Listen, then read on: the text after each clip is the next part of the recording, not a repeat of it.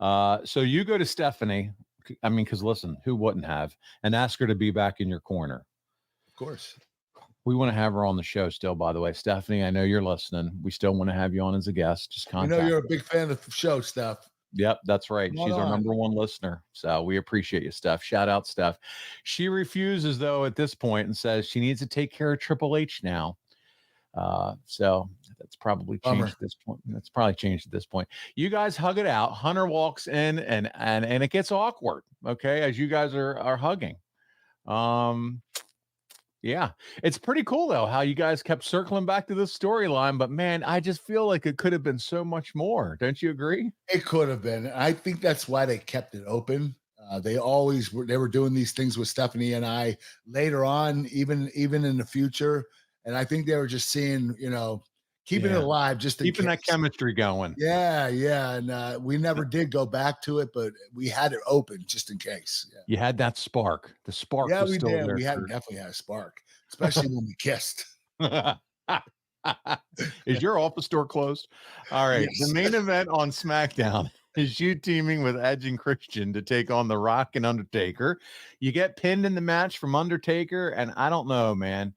Do you feel like Edge and Christian could have lost here, right? I feel like they could have lost here. They could have what?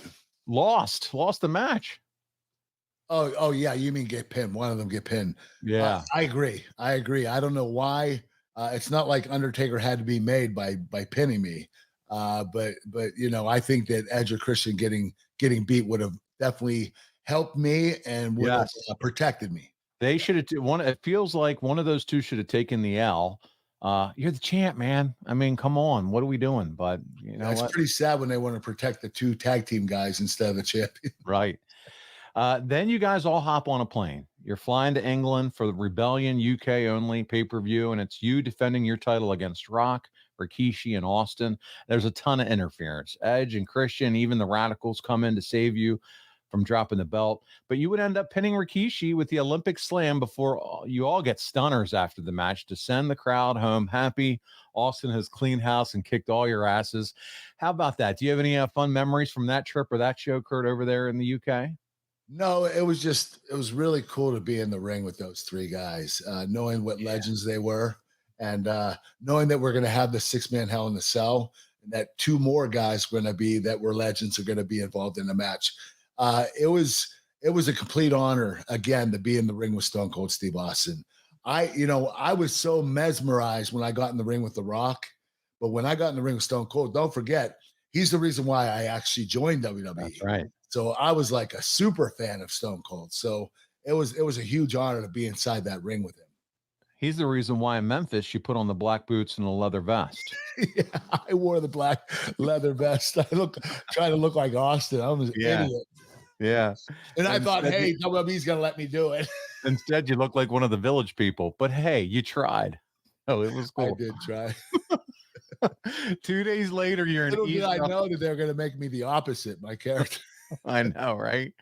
But it's that, you know what? It is an example, though, of how he was your guy as a fan. It really would help bring you in. I think that's a cool story. Stone Cold Steve Austin, his impact on the business, he was one of the reasons Kurt Angle finally decided to jump into the business. He was. So let's talk about that type of impact on the business, guys. Yeah. Yeah, definitely. Yeah, we always talk about ticket sales and who's bigger and better, Hogan or what. I don't know. Kurt Angle might not have been in the business if it wasn't for a Stone Cold Steve Austin. Exactly. You're exactly right, man. I don't know if I would have been, to be honest with you. Right. You were such a fan of his, and you were like, I got to do this. I want to get in the ring. It's something. But at the same time, you can always say the other stars were obviously influenced by guys they grew up watching this too. But he was the big one for you.